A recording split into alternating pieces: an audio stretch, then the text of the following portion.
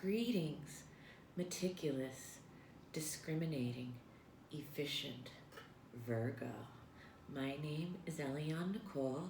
I'm an astrologer and tarot card reader, and now I'm going to do the January 2021 forecast for the sign of Virgo. And I'm going to start with a tarot reading, and then in the second half of the video, I'm going to talk about broad strokes of the planetary alignments. And I encourage you to follow me on Instagram at astrology.tarot.elianenicole, because there I will continue the conversation that we start here today and get into more details about the transits as they're unfolding. I do the moon transits daily in my stories, and I do the planetary transits in my feed, so please follow me there. But in the meantime and in between time, watch the videos for your sun and rising sign here, particularly your rising for the second half, because that will tell you which houses the planets are in for you. As we enter the month of January, we see the Five of Wands reversed. So it appears that you are diffusing a conflict. And that could be an outer conflict or an inner conflict. And you're also covered by the Five of Swords, which is clearing up communication in a situation involving maybe more than two people. And so you're covered by two fives right off the bat. And fives are the number of challenge, but they also have to do with patterns. So you may be, resolving some patterns that you see in your life. You may be, it looks like you're resolving conflicts. And then you're crossed by the Ace of Swords, which it looks like a new idea in January. That's a good idea. The basis is the Page of Cups. So the Page of Cups can be a child or a young person. It can be a young person who's in love, or it can be a creative young person. It can be a vulnerable young person. It can be a young person who's a water sign, like a Pisces, Cancer, or Scorpio. Those are all the different archetypes of the page. And when pages don't represent children or young people, when I say young people, it can be, even early 20s or pages, I think. But when it's not, a person, as the court cards usually are, pages can represent messages. So this could be like a message of love, a message of hope, a message of inspiration, or art, or creativity, or, all of those kinds of things. And what's leaving is strength. What could come into being is the Page of Pentacles. So again, this could have to do with a child and something to do with their school or their work or their finances. It looks positive. It's around mid-month. And if you don't have a child or a young person in your life, and you aren't that young person reflected by this card, it could mean that there is a message of business or finance, maybe a gift, a financial gift, or just a regular gift of something that's coming mid-month. Maybe it's a job offer. Maybe it's a job promotion. Maybe it's a new business opportunity.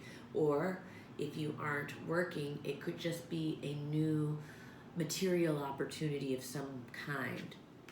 What will come into being? The Lovers. Mid-month looks very romantic for Virgo.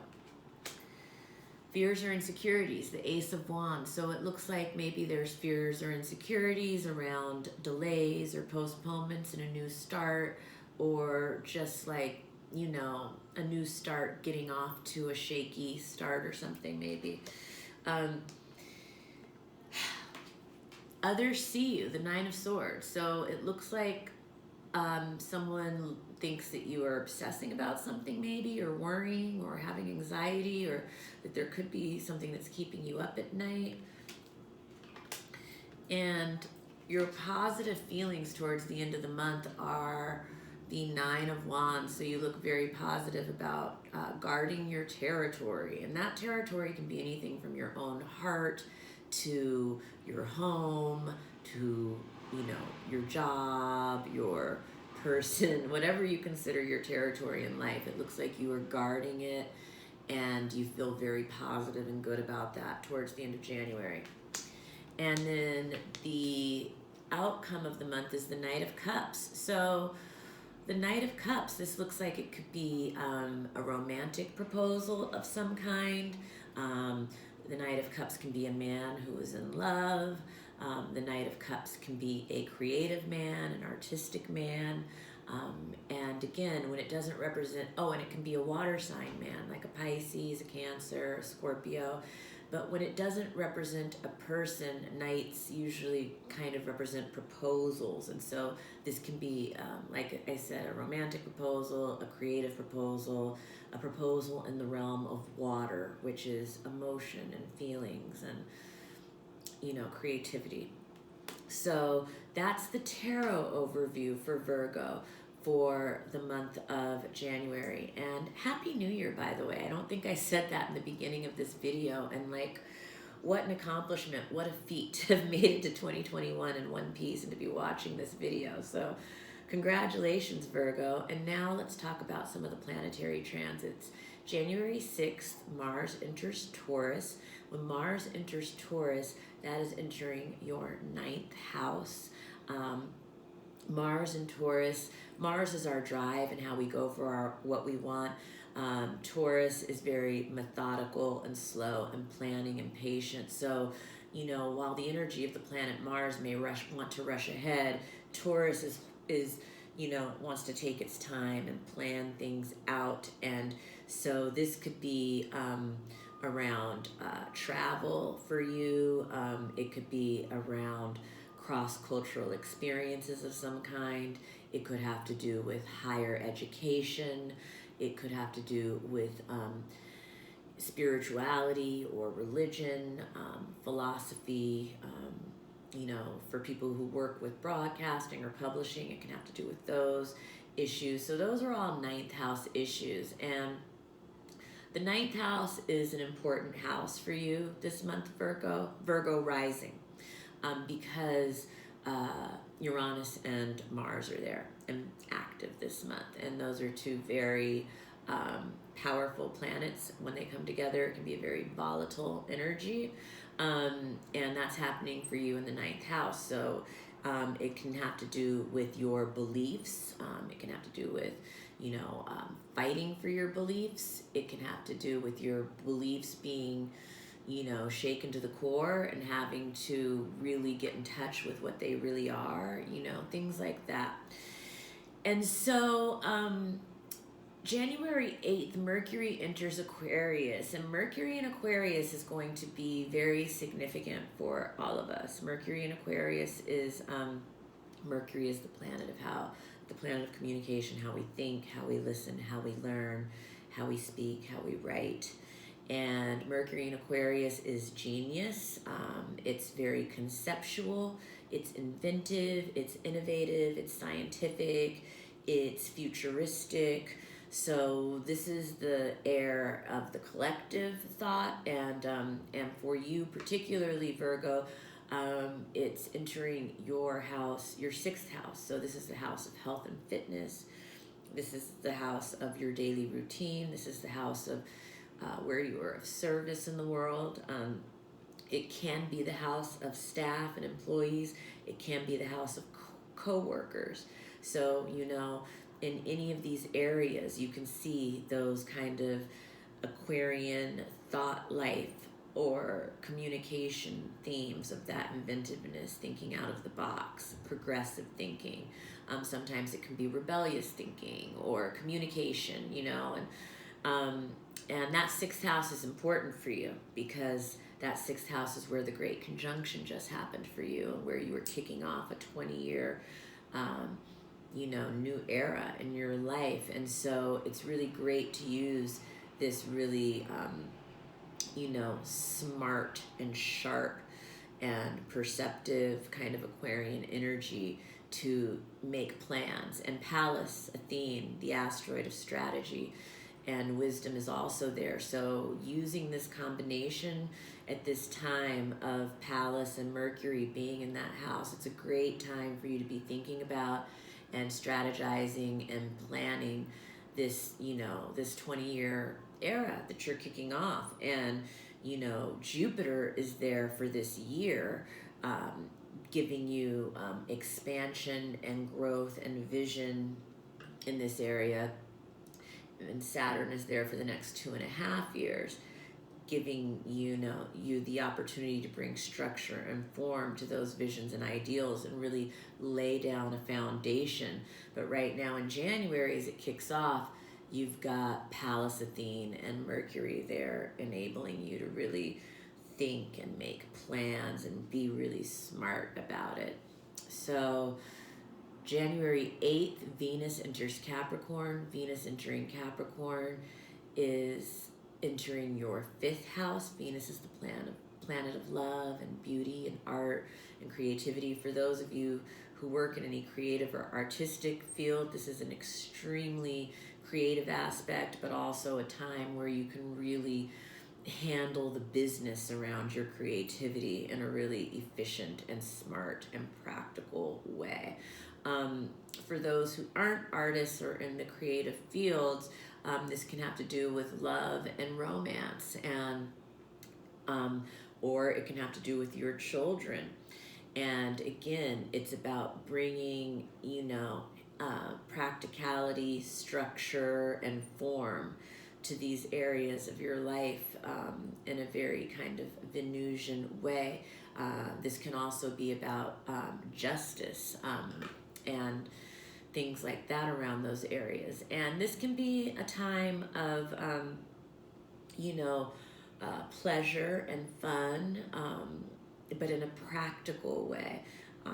These are the themes that Capricorn and Venus coming together bring together in that 5th house. And that 5th house has so many layers that I could go deeper, but in the interest of time, if you're more interested in knowing about the Venus transit, obviously contact me for your own personal reading. January 12th is the new moon of Capricorn. If you watched my December 2020 videos, I talked about when Mercury was in Capricorn, that's the great time to write your business plan for the new year and set your budget and do all of that kind of thinking. But the new moon is the time to do the magic around your business and your money.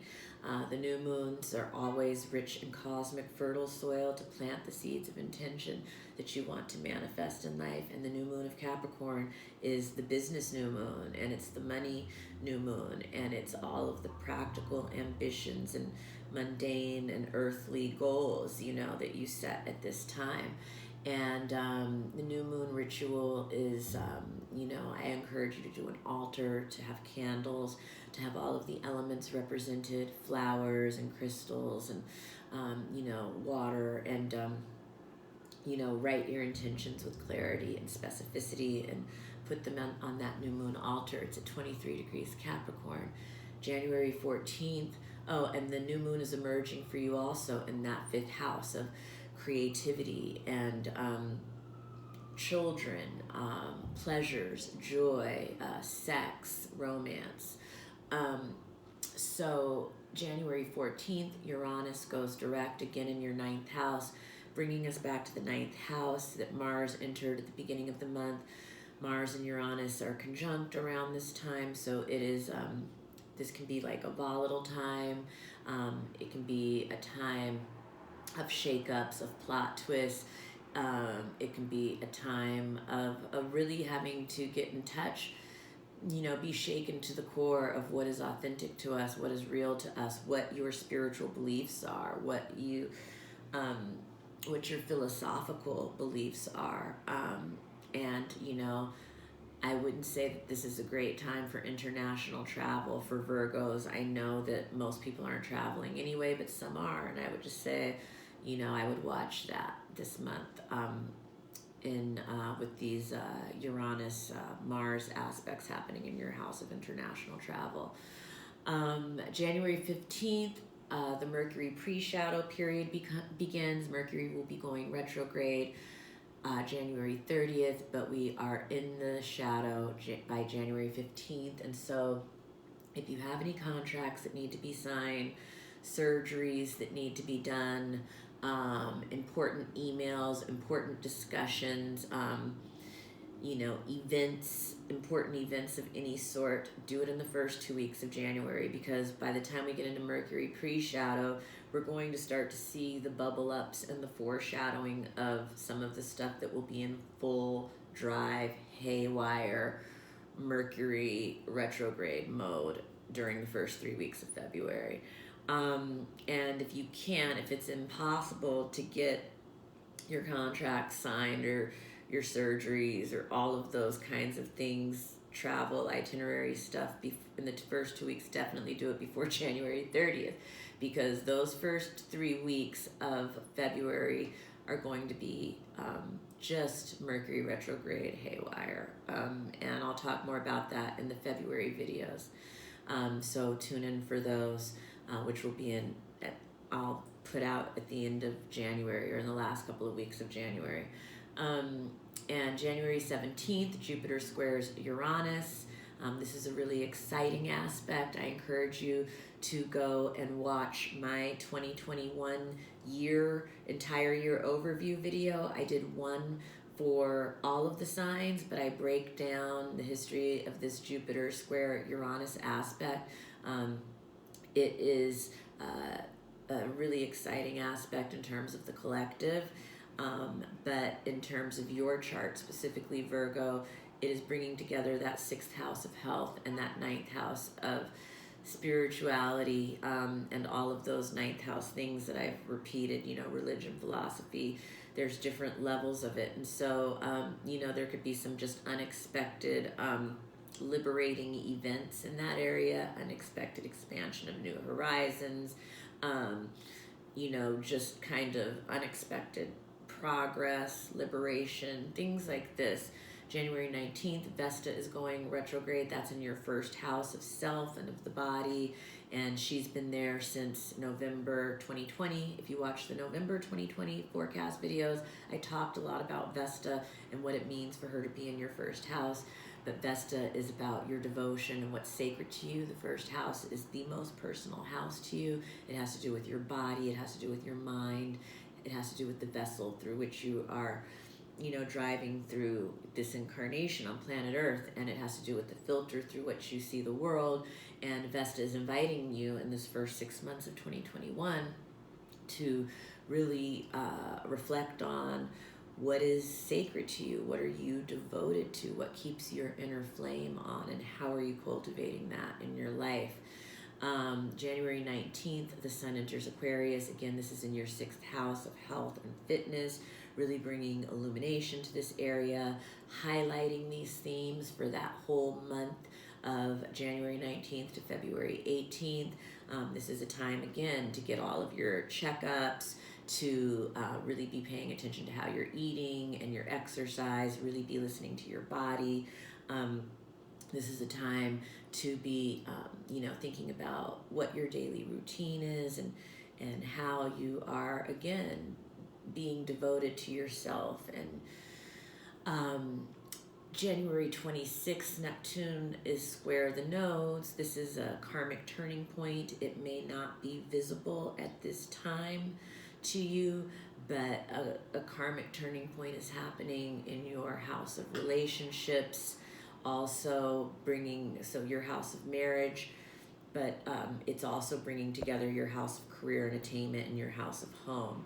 So there's something in the way that all three of those areas of your life relate to each other that is reaching a karmic turning point at this point. But because it's Neptune and the nodes, it may be more occurring in the realm of the unseen and not having manifested physically yet.